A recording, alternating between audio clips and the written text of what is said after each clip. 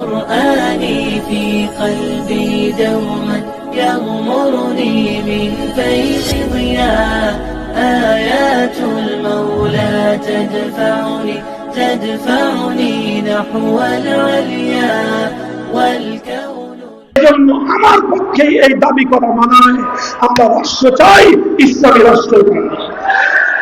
আমরা একটাই রাষ্ট্র চাই, সেই রাষ্ট্রের নাম আমরা রাষ্ট্র চাই, ইসলামী রাষ্ট্র চাই। কথা বলো, রাষ্ট্র চাই, বলো ইসলামী রাষ্ট্র চাই।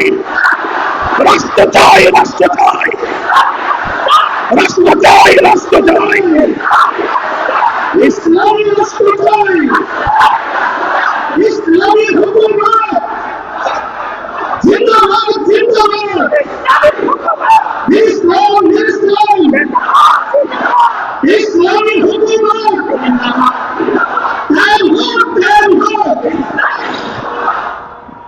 মুহতারাম হাজিরিন, এবার আমার আখেরি কনক্লুশন, এবার খুলাসাতুল কালাম এবং এই বক্তব্যের দ্বারা আমাদের করণীয় এবং দায়িত্ব সম্পর্কে আমার পয়গাম এবং আমার মেসেজ দিয়ে আমি বক্তব্য শেষ করছি।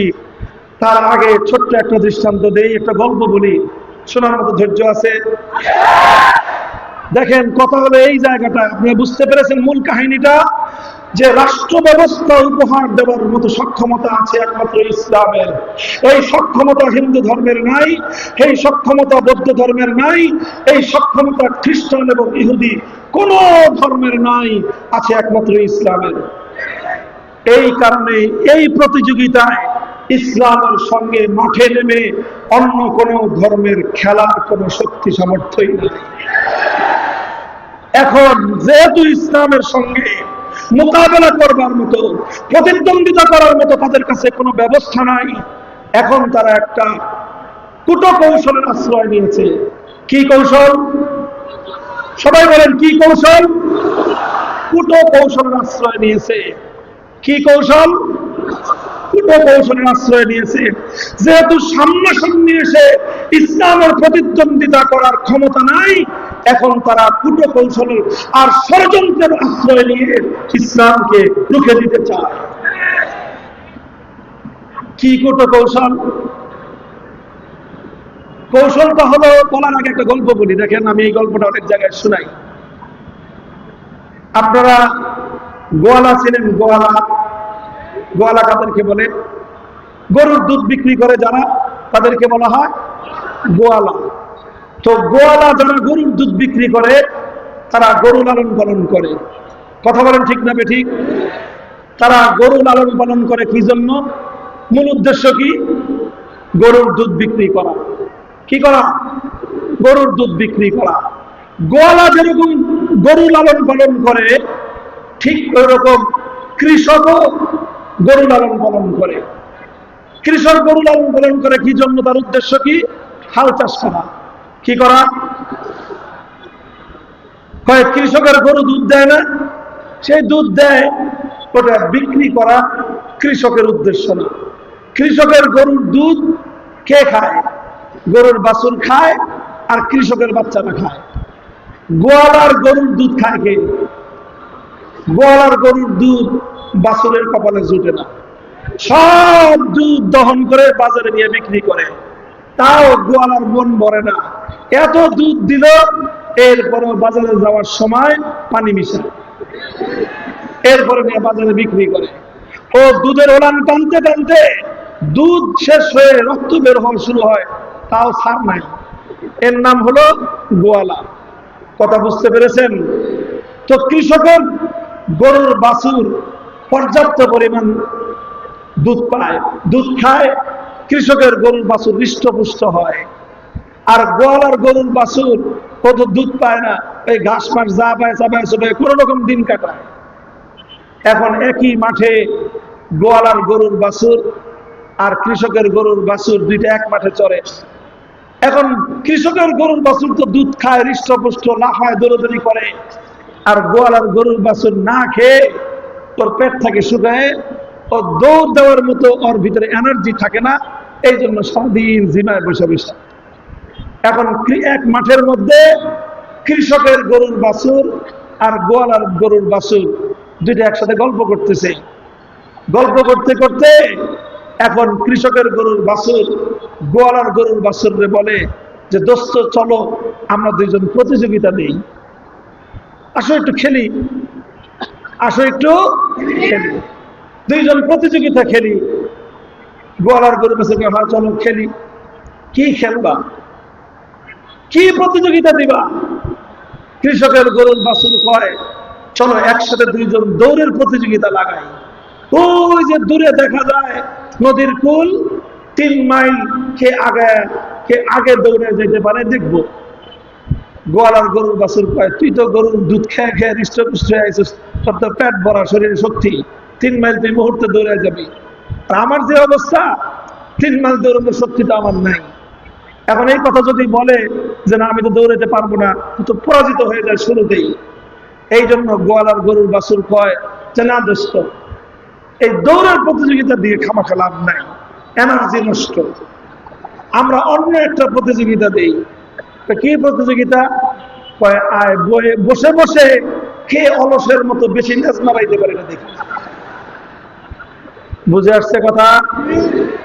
কৃষকের গরুর বাছুর বলে আসো দৌড়ের প্রতিযোগিতা দেই, দেখা যাবে কে বাপের বেটা, দেখা যাবে কে বাপের বেটা। গোয়ালার গরুর বাছুর কয় এসো বসে বসে অলসের মতো লেজ নাড়াই, দেখি কে সবচেয়ে বড় বড় কুড়ে, সে কে সবচেয়ে বড় বেশি অলস। কথা বলেন ঠিক না বেঠিক? ইসলামের সঙ্গে অন্যান্য ধর্মাবলম্বীরা যখন প্রতিযোগিতায় টিকতে পারলো না, ইসলামের কাছে অর্থ ব্যবস্থা আছে, অন্য ধর্মের কাছে অর্থ ব্যবস্থা নাই। ইসলামের কাছে ব্যাংকিং ব্যবস্থা আছে, অন্য ধর্মগুলোর কাছে ব্যাংকিং ব্যবস্থা নাই। ইসলামের কাছে রাষ্ট্রপতি নির্বাচন করবার পদ্ধতি আছে, অন্য ধর্মের কাছে রাষ্ট্রপ্রধান নির্বাচন করবার পদ্ধতি নাই। ইসলামের কাছে অন্য ধর্মাবলম্বীদের অধিকার আদায় করবার মতো চমৎকার ফর্মুলা রয়েছে, অন্য ধর্মগুলোর কাছে কোনো রাজনৈতিক সিস্টেম নাই, অন্যান্য ধর্মাবলম্বীদের অধিকার দেওয়ার কোনো ফর্মুলা নাই, কোনো কিছু নাই। এখন প্রতিযোগিতা দৌড়াবে কেমনে? এখন তারা ইসলামকে অন্য সবগুলো ধর্ম বলে আসো আমরা বসে বসে লেজ নাড়াই। আর সেই লেজ নাড়ানো প্রতিযোগিতার সিস্টেমের নামই হলো সেকুলারিজম। দিস ইজ ধর্মনিরপেক্ষতা। ধর্মনিরপেক্ষতা মানে কি? তারা একটা নতুন ফর্মুলা আবিষ্কার করলো যে রাষ্ট্রের সঙ্গে ধর্মের কোনো সম্পর্ক থাকতে পারবে না। ধর্মনিরপেক্ষ মতবাদ মানে কি? রাষ্ট্র চলবে এমন ভাবে যে রাষ্ট্রের সঙ্গে কোন ধর্মের কোনো সংশ্লিষ্টতা থাকতে পারবে না। প্রশ্ন হলো, আচ্ছা সব ধর্মাবলম্বীদের কাছে প্রশ্ন করি, জবাব দিবেন ধর্ম ভালো জিনিস না খারাপ জিনিস? তো ধর্ম যদি ভালো জিনিস হয়, রাষ্ট্রের ভালো জিনিসের দরকার আছে না নাই?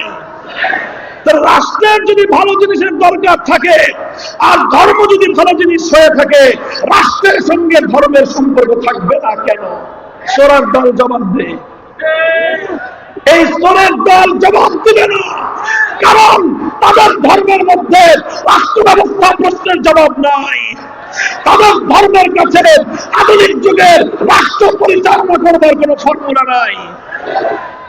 এই জন্য এখন যেহেতু তাদের কাছে ফর্মুলা নাই, আছে ইসলামের কাছে ফর্মুলা। এখন ইসলাম এটা আনবিটেন, অপরাজিত ভাবে বিজয়ী হয়ে যায়। ইসলাম ওয়াকওভার পেয়ে যায়। মাঠের অন্য কোন ধর্মের প্রতিনিধিরা উপস্থিত হতে ব্যর্থ হওয়ার কারণে সারা দুনিয়াতে ইসলাম অনুযায়ী কেবলমাত্র রাষ্ট্র পরিচালিত হওয়ার কথা। কিন্তু ওরা ইসলামকে ঠেকানোর জন্য সব ধর্মাবলম্বীরা মিলে একটা কূটকৌশল আবিষ্কার করলো, একটা মতবাদ আবিষ্কার করলো। সেই মতবাদ হলো রাষ্ট্র চলবে এমন ভাবে সেই রাষ্ট্রের সঙ্গে কোন ধর্মের সম্পর্ক থাকতে পারবে না। এই মতবাদ আবিষ্কার করেছে হিন্দু, বৌদ্ধ, খ্রিস্টান, ইহুদিরা, এবং এর নেতৃত্ব দিয়েছে ইহুদিরা। আর ইহুদিদের গোলামি করে এই ব্যবস্থাটাকে দুনিয়াতে শক্তি দিয়ে প্রতিষ্ঠিত করেছে খ্রিস্টানরা। আর ইহুদি, বৌদ্ধ আর হিন্দুরা ইহুদি আর খ্রিস্টানদের দালালি করেছে।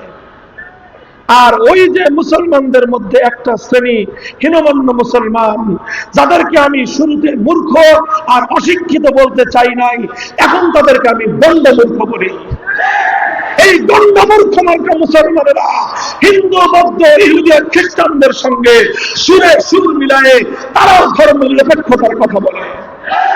ধর্ম নিরপেক্ষতার কথা তারাই বলতে পারে যাদের ধর্মের রাষ্ট্র পরিচালনা করবার ফর্মুলা নাই। ধর্ম নিরপেক্ষতার কথা তারাই বলতে পারে যাদের ধর্মের মধ্যে রাষ্ট্রপতি নির্বাচন করবার ফর্মুলা নাই। ধর্ম নিরপেক্ষতার কথা তারাই বলতে পারে যাদের ধর্মে সংখ্যালঘুদের অধিকারের কথা বলা নাই। ধর্ম নিরপেক্ষতার কথা তারাই বলতে পারে যাদের ধর্মে অর্থনৈতিক কোন সিস্টেম নাই। ধর্ম নিরপেক্ষতার কথা তারাই বলতে পারে যাদের ধর্মে ব্যাংকিং ব্যবস্থা পর্যন্ত দেওয়ার মতো সামর্থ্য নাই।